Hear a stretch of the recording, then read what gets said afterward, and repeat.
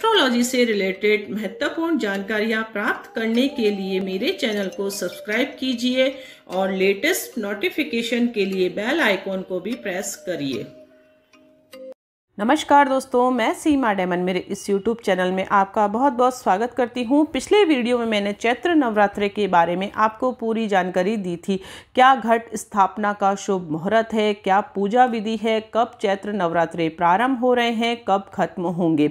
अभी तक आपने यदि वह वीडियो नहीं देखा है, हम इस वीडियो के माध्यम से यह जानेंगे कि कन्या पूजन आप किस तरीके से अपने घर पर करें ताकि आपको माँ लक्ष्मी का, समस्त देवी देवताओं का आशीर्वाद प्राप्त हो और आपके जीवन में सुख समृद्धि का वास हो और आपके जीवन में जो भी कष्ट हो वह अवश्य दूर हो। माता रानी की ऐसी कृपा आपके ऊपर इस नवरात्रि अवश्य बने। दोस्तों, नवरात्रि के दौरान कन्या पूजन का विशेष महत्व होता है। 9 कन्याओं को 9 देवियों के स्वरूप में पूजन के बाद ही भक्त व्रत पूरा कर पाता है। भक्त अपने सामर्थ्य के मुताबिक भोग लगाकर दक्षिणा देते हैं। इससे माता प्रसन्न होती है और उन्हें आशीर्वाद प्रदान करती है, जिसके कारण उसके जीवन के जितने भी कष्ट होते हैं वह दूर होते हैं। दोस्तों, इसलिए कन्या पूजन का बहुत अधिक महत्व माना गया है नवरात्रों के दिनों में। कन्या पूजन के बिना नवरात्रे पूर्ण फलदायक नहीं होते हैं। यदि आप नवरात्रे करते हैं, व्रत करते हैं, तो आपको कन्या पूजन अवश्य करना चाहिए। नवरात्रि की सप्तमी से ही कन्या पूजन शुरू हो जाता है और कई लोग तो प्रारंभ वाले दिन से ही कन्या पूजन अवश्य करते हैं, लेकिन अधिकतर सप्तमी से नवमी तक कन्या पूजन का विशेष महत्व माना गया है। सप्तमी, अष्टमी और नवमी के दिन इन कन्याओं को 9 देवी का रूप मानकर पूजा किया जाता है। कन्याओं को सबसे पहले आपको पहले से ही आमंत्रण देना है। कन्या पूजन के लिए सबसे पहले आपको कन्याओं को एक दिन पहले ही सम्मान के साथ आमंत्रित करना है। खासकर कन्या पूजन के दिवस के ही कन्याओं को यहाँ वहाँ से एकत्रित करके लाना उचित नहीं माना जाता है। इसलिए एक दिन पहले ही उन्हें आप आमंत्रित कर ले कि हमारे घर कन्या भोजन है, आप जरूर आवे। और सुबह उठकर आप नित्य क्रिया से निवृत्त होकर घर की साफ सफाई पर विशेषकर ध्यान दें। बिल्कुल घर साफ सुथरा रखें और आप नवरात्रि का व्रत करते हैं तो पूजन भी यथासंभव आप करें। और भोग के लिए यथासंभव आप प्रसाद भी अवश्य घर पर बनाएं। भोग के लिए आप हलवा, पूरी, काले चने, आलू की सब्जी, खीर इत्यादि आप बना सकते हैं। और बच्चों की रुचि के अनुसार आप जलेबी इत्यादि भी बाजार से भी ला सकते हैं। माता रानी की जोत ले लें और कन्या पूजन करने से पहले माता की पूजा आप विधि विधान से संपन्न कर लें। ऐसा नहीं हो कि कन्याएं आपके द्वार पर आ जाएं और आप पूजा करते ही रह जाएं। इसलिए समय पर अपना काम बिल्कुल आप व्यवस्थित रखें उस दिन। और शुद्धता का भी आप बिल्कुल ध्यान रखें। जब भी आप प्रसाद बनावें तो अपने अच्छे भाव से बनावें और बिल्कुल भी लहसुन, प्याज इत्यादि का सेवन नहीं करें गलती से भी। और मन प्रसन्न होकर ही प्रसाद बनावें। और एक पूजा की थाली आप तैयार कर ले। कन्या भोजन कराने से पहले उस थाली में आप एक दीपक रखें, कुमकुम रखें, चावल रखें और कुछ लाल पुष्प रखें और थोड़ी सी दक्षिणा रखें। जब कन्याएं आपके द्वार पर आवे तो सबसे पहले उनका आप स्वागत करें। उनको एक लाल पुष्प आप अर्पित करें, अर्थात उनको हाथ में एक लाल पुष्प देवे और दक्षिणा के रूप में आप उनके हाथ में कुछ भी पैसे देवे। यह पैसे आपको कन्या भोजन का जब अंत होएगा, अर्थात जब समापन होगा, तब आपको यह पैसे वापस लेने हैं उनसे। इस चीज़ का आपको ध्यान रखना है। कन्याएं जब घर में प्रवेश करें तो उनको एक स्वच्छ आसन पर आप बिठाएं और उनके पांव आप धोएं। उन पांव पर आप कुमकुम से तिलक लगें और पुष्प भी अर्पित करें उन पांव के ऊपर। और जिस पानी में आप पाँव धो रहे हैं उसमें थोड़ा सा आप दूध भी डाल ले तो बहुत अधिक अच्छा आपको रिजल्ट प्राप्त होगा। लोग कन्याओं के भोजन जब कराते हैं, कन्याओं को आमंत्रित करते हैं तो उनके पाँव पर महावर भी लगाते हैं। तो यदि आप महावर भी लगाते हैं तो वह भी आप लगा सकते हैं, नहीं तो एक आप बिंदी भी लगा सकते हैं उनके पाँव के ऊपर। पाँव धोने के पश्चात उनके माथे पर आप एक तिलक करें, चावल चढ़ाएं और फूल की वर्षा करें थोड़ी सी। रक्षा सूत्र उनके हाथों में बांधें, अर्थात मोली उनके हाथों में बांधें। आप जब 9 कन्याओं को अपने घर पर आमंत्रित करते हैं तो उसके साथ एक बालक को बुलाना बिल्कुल भी नहीं भूले।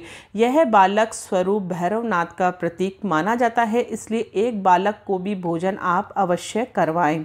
कन्याओं को व्यवस्थित स्थान पर अच्छे से बिठाकर उनके ऊपर जब आपने तिलक वगैरह कर दिया है, दक्षिणा उनको दे दी, फूल अर्पित उनको कर दिए, पुष्प उनके हाथ में दे दिए, लाल रंग का एक पुष्प आप अवश्य उनको दें। यह सौभाग्य का प्रतीक होता है, घर में सुख समृद्धि का प्रतीक भी माना जाता है, इसलिए मैं आपको बता रही हूँ।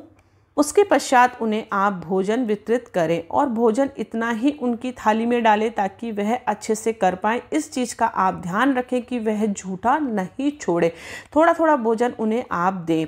वहीं पर आप बैठ जाएं और ध्यान रखें किसी का भोजन खत्म हो तो उसे वह चीज़ आप दें। जब कन्याएं भोजन कर ले तो उनके हाथ भी आपको वहीं पर धुलाने हैं। ऐसा नहीं कि एक कन्या हाथ धोने जा रही है फिर दूसरी हाथ धोने जा रही है, ऐसा नहीं करें। हाथ धोने की व्यवस्था भी आप इस प्रकार करें, एक बड़ा पात्र ले लें, उनके हाथ भी वहीं पर धुलाएं, एक नैपकिन दे दें उनके हाथ को पोंछने के लिए। अब उनको आप दक्षिणा स्वरूप कुछ न कुछ भेंट अवश्य करिए। वह आपके सामर्थ्य पर डिपेंड करता है कि आप उन्हें क्या देना चाहते हैं। अपना मन प्रसन्न करके उन्हें आप या तो वस्त्र अर्पित कर सकते हैं या कोई गिफ्ट आइटम आप उन्हें दे सकते हैं या शिक्षा के रूप में जो भी चीज़ें यूज़ होती है वह आप दे सकते हैं, जैसे पेंसिल बॉक्स हो गया, स्केच कलर हो गया, टिफ़िन बॉक्स हो गया या वाटर बॉटल हो गई। इस तरीके से ऐसा गिफ्ट आप कन्याओं को दें ताकि उनको वह प्रयोग कर सके। ऐसी चीज अर्पित नहीं करें जिनका उनको कोई यूज नहीं हो। आप श्रृंगार का सामान भी कन्याओं को दे सकते हैं, जैसे क्लिप हो गई, हेयर बैंड हो गया, रबर हो गया, इस तरीके से नेल पेंट हो गई। इस तरीके से कोई भी ऐसा सामान उनको आप अवश्य दें ताकि वह उन सामान का यूज कर सके। और एक फल भी आप अवश्य दें उन्हें जब आप विदा करें तो। और दक्षिणा स्वरूप कुछ पैसे भी आप ज़रूर दें, 10 रुपये, 5 रुपये, जितना भी आपका सामर्थ्य हो उतना आप उन्हें दें। शुरुआत में जो दक्षिणा मैंने बताई थी कि उनको अपने हाथ में देना है, वह दक्षिणा आप उनसे ले लें। इन पैसों को आपको क्या करना है, इन पैसों को एकत्रित करके आपको पूजा स्थल में रखें या तिजोरी में रखें। इससे घर में सुख समृद्धि का वास होगा, माता लक्ष्मी की असीम कृपा रहेगी और आपके घर में धन धान्य की कभी भी कमी नहीं रहेगी। ये माँ का आशीर्वाद के स्वरूप यह दक्षिणा आपको लेनी है। इस प्रकार से बहुत ही हंसी खुशी से आप कन्याओं को विदा करें और जब विदा करें तो उनके हाथ अपने सर पर अवश्य रखवाएं और उनसे कहें कि आप हमें आशीर्वाद दें ताकि हमारे जीवन के जितने भी कष्ट हो वह दूर हो। कन्याओं को जब आप आमंत्रित कर रहे हैं तो उनकी उम्र पर भी आप थोड़ा सा ध्यान दें। 2 वर्ष से 10 वर्ष की मध्य की कन्याओं को ही आपको आमंत्रित देना है। 9 से अधिक कन्याएं हो सकती है, वह कोई दिक्कत वाली बात नहीं है, लेकिन कोशिश करें कि आप 9 से कम नहीं हो। किसी कारणवश आप कन्या भोजन अपने घर पर नहीं रख सकते हैं, कोई भी दिक्कत हो सकती है, कोई भी प्रॉब्लम हो सकती है, अभी कोरोना वायरस का प्रभाव भी खत्म नहीं हुआ है। यदि किसी कारणवश आप अपने घर पर कन्या भोजन नहीं रख सकते हैं, आपने नवरात्रे करे हैं, व्रत करा है, फिर आपकी दुविधा है कि आप कन्या भोजन कैसे करें, लेकिन घर पर नहीं रख सकते हैं, तो उस स्थिति में आपको सूखे पैकेट पे आप बांट सकते हैं। 9 पैकेट आप सूखे भोजन के बना ले। सूखे भोजन का मतलब है कि आपको भोजन नहीं पकाना है, सूखा सामान के 9 पैकेट आप बना ले। यह 9 पैकेट आप अलग अलग घरों में जाकर दे सकते हैं, उससे भी कन्या भोजन पूरा संपूर्ण माना जाता है और एक बालक के स्वरूप में किसी अन्य घर में जाकर भी आप दे सकते हैं। इस प्रकार 10 पैकेट आप बनाएं। और यदि आपकी श्रद्धा भाव है तो भोजन, पका हुआ भोजन के भी आप 9 पैकेट बराबर बना लें और एक 10वां पैकेट भी बनाएं। यह 9 बराबर पैकेट जो आपने बनाए हैं 9 अलग अलग जगह जाके आप वितरित कर सकते हैं। गरीब कन्याओं में भी वितरित कर सकते हैं, मंदिर में जाकर वितरित कर सकते हैं, या आपके आसपास जो भी कन्याएं रहती हैं उनके घर पर जाकर भी आप वितरित कर सकते हैं। यदि ऐसा भी नहीं करना चाहे तो आप गौ को भी यह खाना खिला सकते हैं। गौ को खाना खिलाना भी बहुत अधिक पुण्य का काम माना जाता है।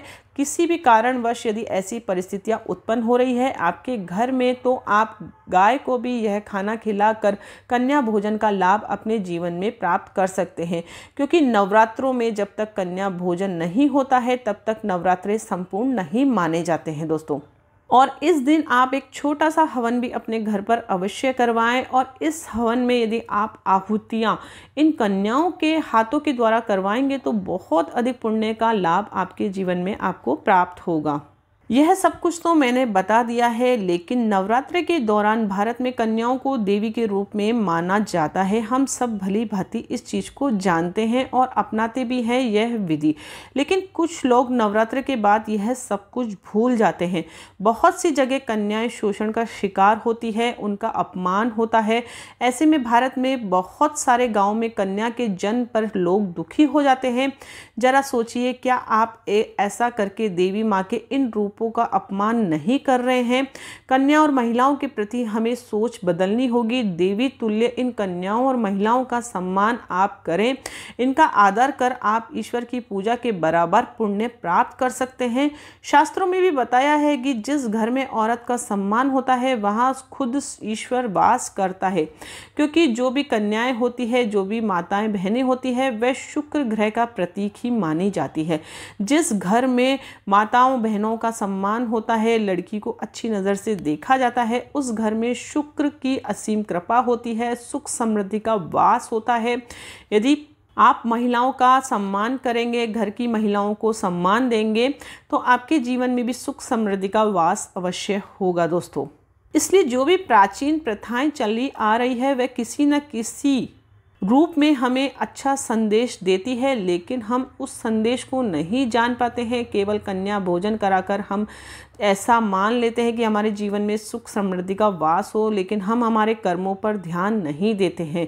इसलिए यदि आप कन्या भोजन कराते हैं तो अपने कर्मों पर भी थोड़ा ध्यान दें। किसी न किसी कारणवश यदि आपके द्वारा किसी के दिल को ठेस पहुंचती है तो ऐसा कार्य आप बिल्कुल नहीं करें। अपने कर्मों को यदि आप अच्छा करेंगे तो अपने आप अपने जीवन में आप खुशियां प्राप्त कर सकते हैं दोस्तों।